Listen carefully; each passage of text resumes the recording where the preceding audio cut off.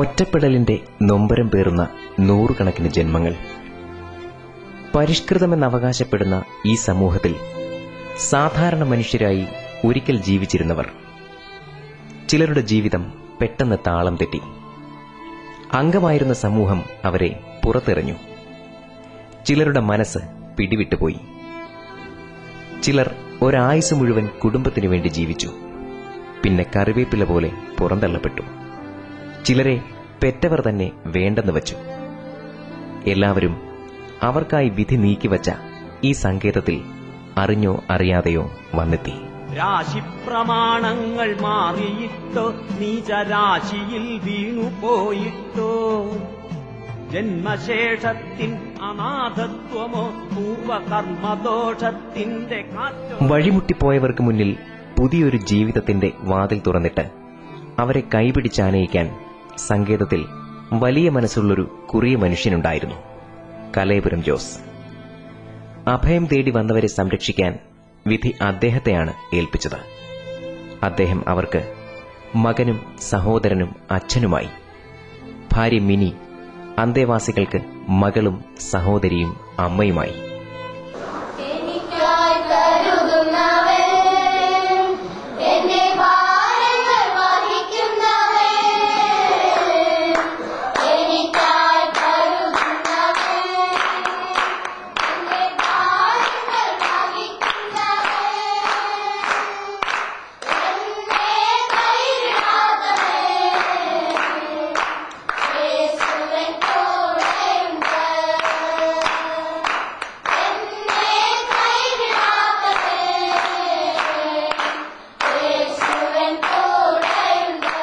തെരുവിൽ അലഞ്ഞു നടക്കുന്ന അനാഥരായ മനോരോഗികളെയും വൃദ്ധരെയും അനാഥരായ കുഞ്ഞുങ്ങളെയും എയ്ഡ്സ് ബാധിതരെയും സംരക്ഷിക്കുന്ന ചുമതലയാണ് ഈ പ്രസ്ഥാനം ഏറ്റെടുത്ത് നടപ്പാക്കിക്കൊണ്ടിരിക്കുന്നത്.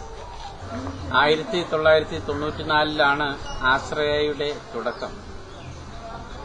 തിരുവനന്തപുരം മുതൽ പാലക്കാട് വരെ 7 കേന്ദ്രങ്ങളിലാണ് ഇപ്പോൾ ഈ ആതുര ശുശ്രൂഷ നിർവഹിക്കപ്പെട്ടു പോരുന്നത്. 1000-ൽ പരം അഗതികളാണ് ഇന്ന് ഈ പ്രസ്ഥാനത്തിൽ ഇപ്പോഴും അന്തേവാസികളായിട്ടുള്ളത്. 90%-ലധികവും മാനസിക വൈകല്യം ബാധിച്ച ആളുകളാണ്. തെരുവിൽ അലഞ്ഞു നടക്കുന്നവരെ, തളർന്ന് റോഡരികിൽ വീണുകിടക്കുന്നവരെ, ഉപേക്ഷിക്കപ്പെട്ട അച്ഛനമ്മമാരെയൊക്കെ ബഹുജന പ്രവർത്തകരും പോലീസ് അധികാരികളും ഏറ്റെടുത്ത് നമ്മുടെ സ്ഥാപനത്തിൽ എത്തിക്കുകയാണ്. സ്വന്തമായി ഭൂമിയോ വീടോ സ്വത്തോ ധനികരായ മക്കളോ ഒന്നുമില്ല എന്നതാണ് ഇവിടെ ഒരാൾക്ക് അംഗത്വം ലഭിക്കാനുള്ള പ്രധാന യോഗ്യത. ധനിക കുടുംബങ്ങളിൽ നിന്ന് ആളിനെ എടുക്കുന്ന പ്രവണത നമുക്കില്ല.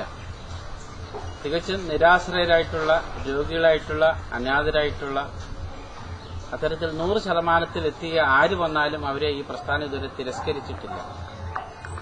പ്രമാണവുമായി, നോട്ടുകെട്ടുമായി, ബാങ്ക് ബാലൻസുമായി വരുന്ന ആളുകൾക്ക് ഇവിടെ അധികം ഞങ്ങൾ പ്രവേശനം കൊടുത്തിട്ടുമില്ല.